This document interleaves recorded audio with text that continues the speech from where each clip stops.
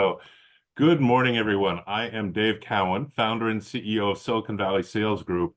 I am one of the organizers behind Modern Ideas for Business, and I will be your moderator today. So, our mission with Modern Ideas for Business is really to enable business leaders to solve the multifaceted challenges they face and find opportunities presented by changes in the economy and in our political and legal landscapes and social trends at work and in the markets that they serve. So we really strive to empower those business leaders with the knowledge, skills, networks, and actionable insights necessary to navigate the complexities in the modern business world and to achieve sustainable business success. The other organizers of Modern Ideas for Business include our speaker today, Ed Correia, founder and president of Sagacent Technologies, a global leader in cybersecurity solutions and digital risk management. Paul Duran, a commercial banker for over 25 years, and now an expert loan consultant, serving small and medium-sized businesses looking for the methods and means to fund their growth. And Jaco Grobel, our CEO of Broad Vision Marketing, developing and executing inbound marketing strategies that enable clients to consistently create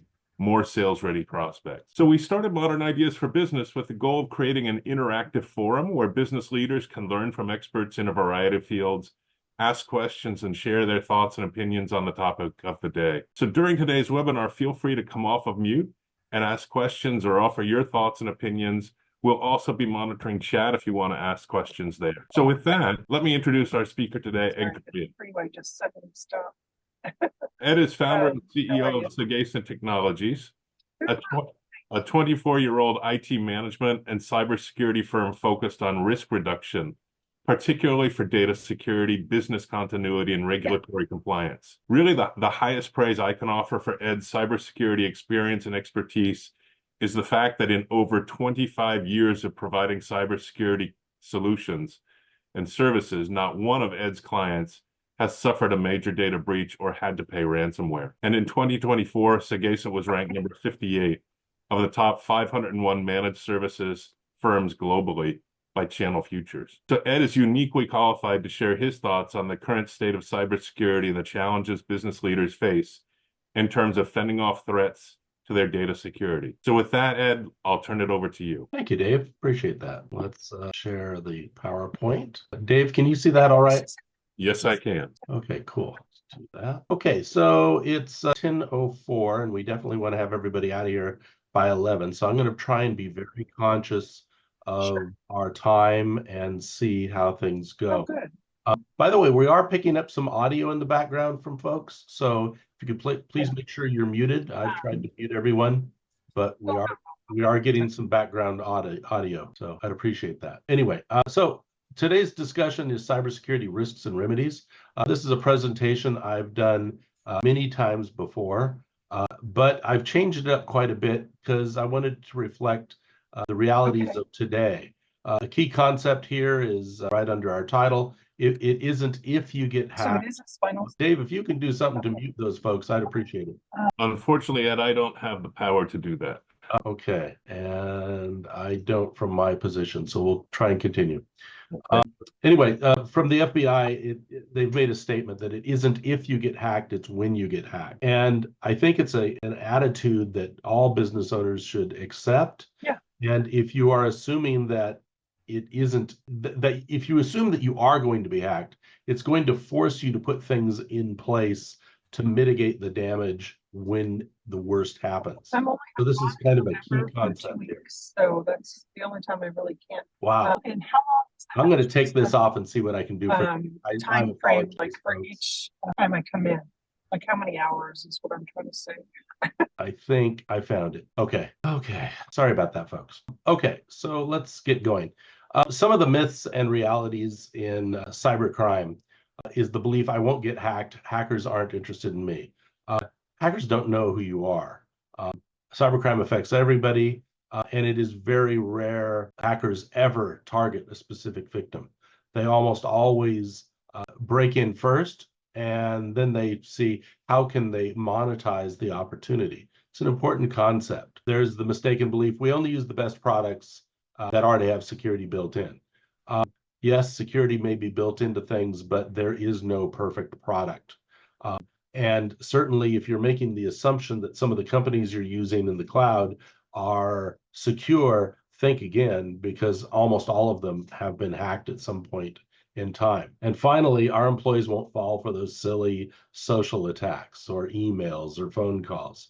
Well, depending on the survey that's out there, it's argued that 74 to 85% of all successful breaches occurred because somebody did fall for one of those silly attacks. So we need to change our assumptions, assume that we will be hacked, and assume that and frankly decide that we're going to do everything we can to invest in our people so that we lower our risk.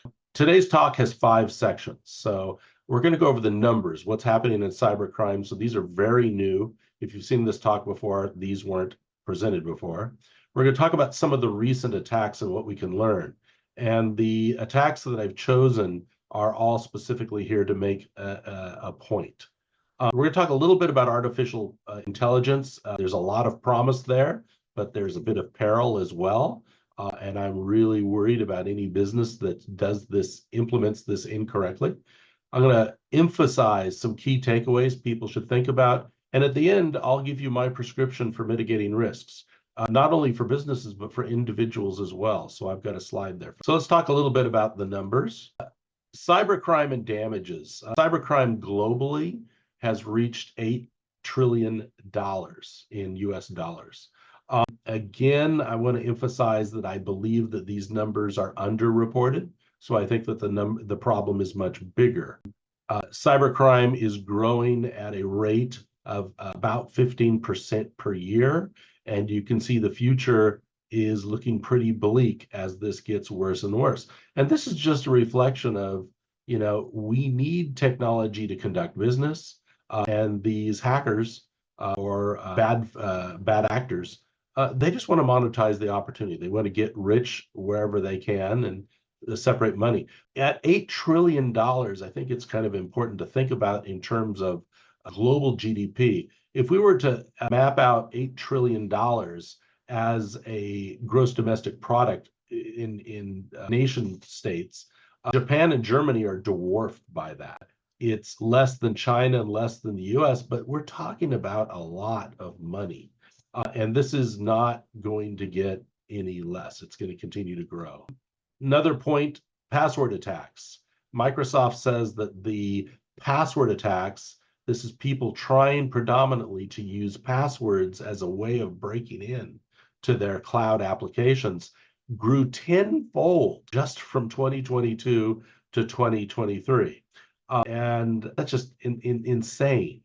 Before 2018, hacking was bad, but it hadn't reached epidemic proportions. It now has. It's affecting everyone. Also, Microsoft stated that for all the email compromises of their hosted email account last year, 99.9% of those accounts that had been compromised lacked multi-factor authentication. And when I'm talking to business owners about what they need to do, it is amazing how much pushback I get on MFA. Oh, it's too inconvenient. I don't want to do it.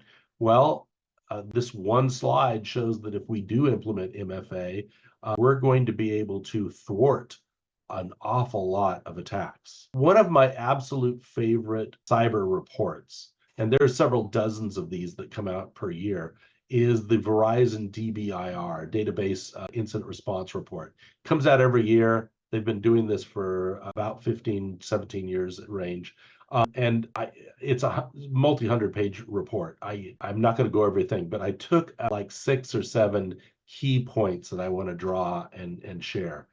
Who are the attackers? Well, we've got organized crime looking like they're doing just shy of 70% of the attacks. End users. This is a really important takeaway.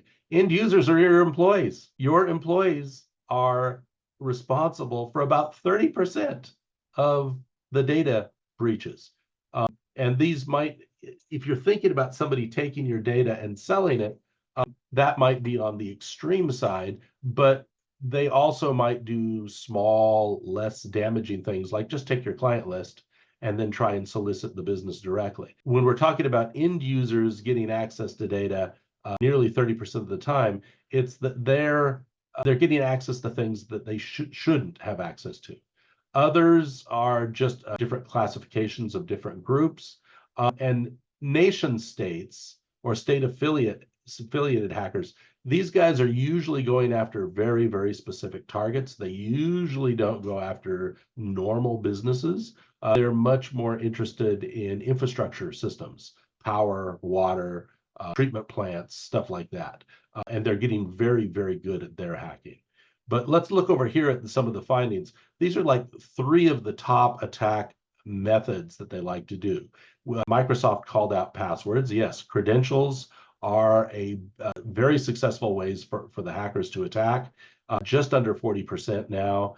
Phishing is a great way of getting in because you send out enough of these, and if a small percentage of people click on them and give you their password, they're in.